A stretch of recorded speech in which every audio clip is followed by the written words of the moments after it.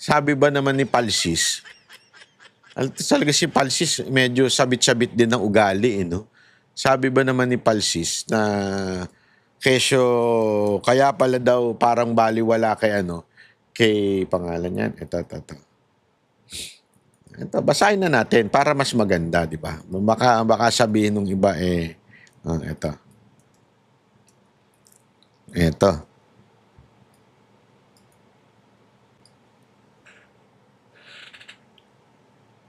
Bakit umurong yung natin?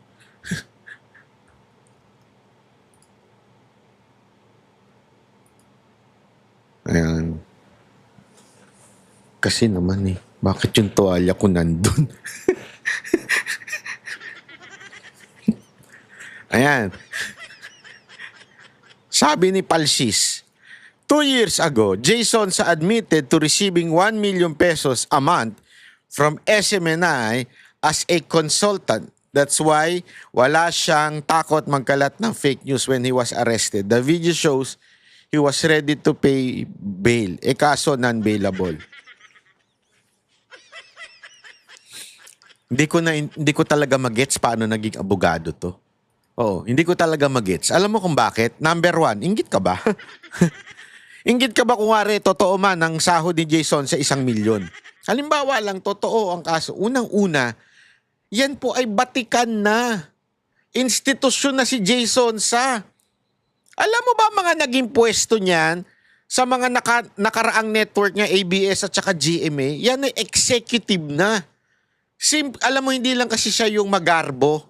Alam mo, yung mga social climber dyan, hindi siya ganun Simpleng tao lang kung titingnan mo. Pero yung kanyang accomplishment as a person, as a journalist, as a media, matindi na ho ang kanyang mga posisyon. Sabihin, malalim na ang kanyang karanasan. Marami na siyang accomplishment. So, kung bigyan man siya ng 1 milyon, deserve niya yan. Ano nga gagawa natin kung Jolog yung pinuntahan ninyong network?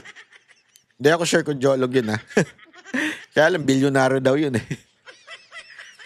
Hindi kasi parang bagang, kaya nga alam mo, bilyonaryo mukhang nagre-reklamo itong host nyo.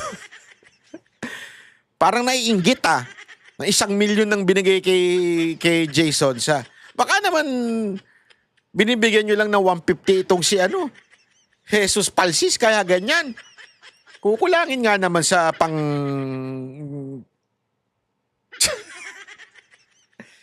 Di ba? Nagre-reklamo, inggit na inggit 1 milyon daw binibigay ng SMNI. Ano ngayon? Tapos ito sabi niya, that's why wala siyang takot magkalat ng fake news. When he was arrested, the video showed he was ready to pay bail. Magkano lang naman yung bail? 10,000 lang yung bail. So kahit sumasahod ka ng 100,000 kada buwan, afford mo yun. It's not because of the 1 million. Yung logic mo talaga, logic ng pantanga.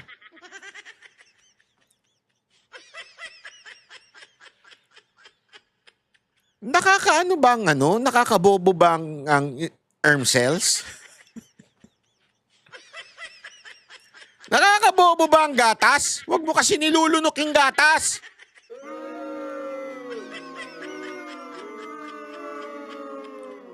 Kahit 150, 100 lang ang sahod ni Jason sa, kayang-kaya naman bayaran yung 10,000. It's not because of the 1 million. Tapos kung sumahod man siya ng 1 million, may masama ba doon? Illegal ba yun? Executive yan Hindi naman po pipitsugin. Kung ikaw yan, babayaran 1 milyon. Naku po. Yan, kaduda-duda. Yung ganyan kamong karakas, hindi ka dapat bayaran 1 milyon. Hindi, magkano ba binabayad sa'yo ng kliyente mo? O kung sino man ang ang kliyente nito ni Attorney Palsis, tila nagrereklamo siya sa bayad, Mukhang naiinggit siya kay Jason sa Laki-lakihan nyo naman daw yung bayad.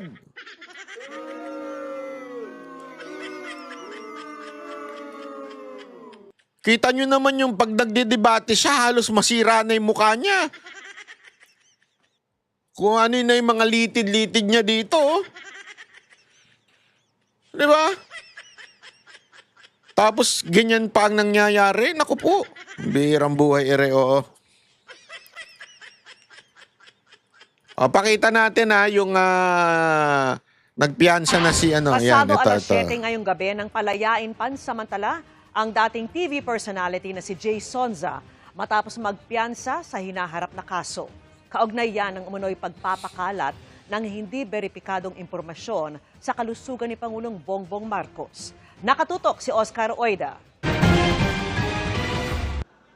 Dapat sana'y arraignment na kanina ng dating TV personality na si Jay Sonza. Pero pinagpaliban ito ng Pasay Regional Trial Court Branch 118. Naghain kasi ang kanyang abogado ng motion to quash para ma-dismiss ang kaso kaugnay ng umano'y pagpapakalat ng hindi beripikadong impormasyon sa kalusugan ni Pangulong Bongbong Marcos. Kanilang punto, hindi ang Pasay RTC ang may jurisdiksyon sa kaso dahil sa Maynila nakatira ang Pangulo. Kasi the alleged offended party is the President of the Philippines. Ang sabi ng batas kasi, kung saan nangyari ang alleged krimen, doon dapat i-file ang kaso. So saan ba nangyari ang nasaktan ang damdamin ng ating presidente, yung kanyang reputasyon allegedly nasaktan? Nandito ba sa Pasay? Hindi. Kung may nasaktan man siya, kung nasaktan man siya, allegedly nasaktan siya, wala akong pag-aamin, allegedly nasaktan siya, doon sa Manila, hindi dito. Dagdag ni Atty. Tolentino, hindi rin daw pwedeng NBI ang mag-file ng kaso dahil di naman ito ang aggrieved party, kundi ang Pangulo. Nasa korte na po to, it will be the court who will decide on the matter. Sa depensa po niyan, which the Regional Trial Court of Pasay and the judge will decide. It was the investigation of the National Bureau of Investigation. Kami po yung nag-case build-up, kami yung nag-file sa DOJ, and ang opisina po ng NBI ay nasa Pasay. That is the simple explanation. Binigyan ng korte ang Department of Justice ng 10 araw para makapagkomento sa inihaing motion to quash ng depensa. Kanina, nakapagpiyansa na si Sonza para sa kanyang pansamantalang paglaya matapos maglabas ng release order ang korte. Ayon kay Atty. Tolentino, humingi daw ng paumanhin ang korte dahil nakalagay sa arrest warrant na non-bailable ang kaso ni Sonza. Mali kasi ang nailagay na batas sa warrant, ang non-bailable na Comprehensive Firearms and Ammunition Regulation Act. Gayong ang kaso ni Sonza ay unlawful use of means. Grabe, no?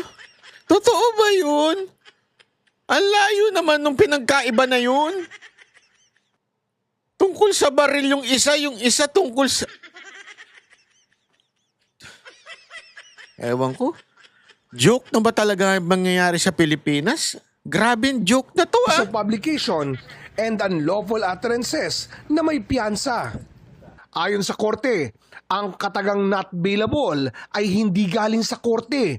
Ito raw ay system-generated ng e-warrant system na ino-operate ng PNP. Ayun na. Ayun na. Ayun na. Ayun na. Kasalanan daw ng system generated. Walang kasalanan. Ewan ko sa inyo. Walang kasalanan daw ang korte o ang NBI. So PNP na ngayon ang may kasalanan. Agoy!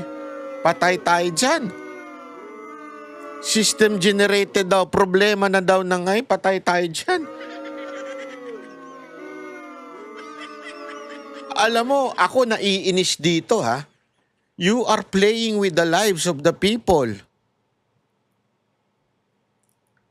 Are we Ewan ko, ganito na ba talaga tayo? Ka-stupid? We have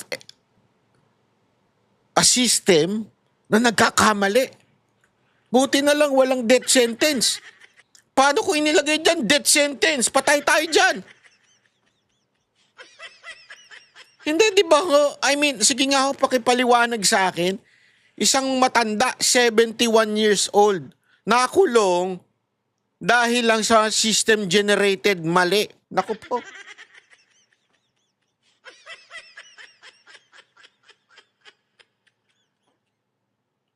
Ang bihirang buhay, ere, oo. That's why minadali rin po ng NBI na maibigay kagad yung return of warrant of arrest para yung court can clarify kung ano talaga yung nature nung Wow! Kaya daw minadali yung warrant of arrest para maklarify ng court. Patay tayo dyan. Hindi ko mag-gets yung palusot na yun, ha? Tingnan nyo yung palusot, ha? Hindi, isi-serve na namin kagad para ma-correct ng court. Ano? Ano yun? ng PNP. That's why minadali rin po ng NBI na maibigay kagad yung return of warrant of arrest para yung court can clarify kung ano talaga yung Sabi na return of warrant of arrest, pagkatapos yung i-serve yung warrant, i-return nyo na ngayon kasi na-serve nyo na. So, binadali nyo yung Ay nako, Pilipinas, ang hirap mong mahalin.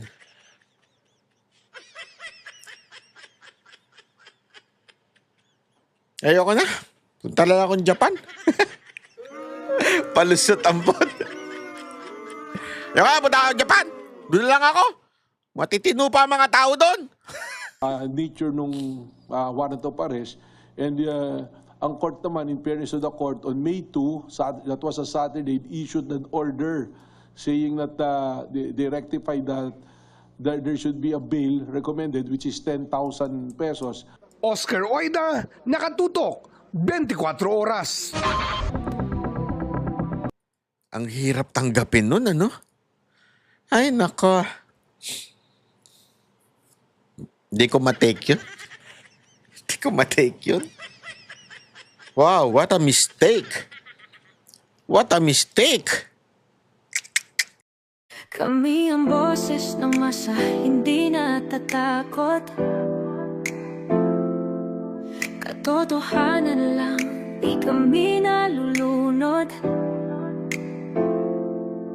Walang bahid ng sismis, lahat ay totoo.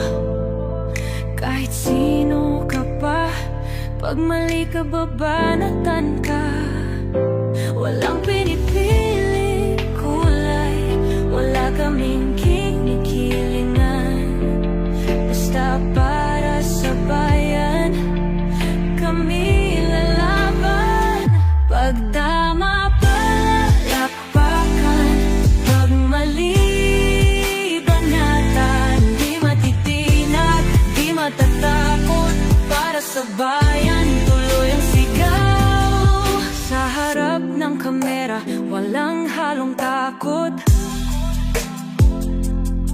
Mga baluktot, lahat kayo'y tutumba. Ang hustisya at totoo, yun lang ang mahalaga. Kahit sinong harang, di kami matitinag. Walang pinipiling kulay, wala kaming kinikilingan. Basta para sa bayan, kami lalaban.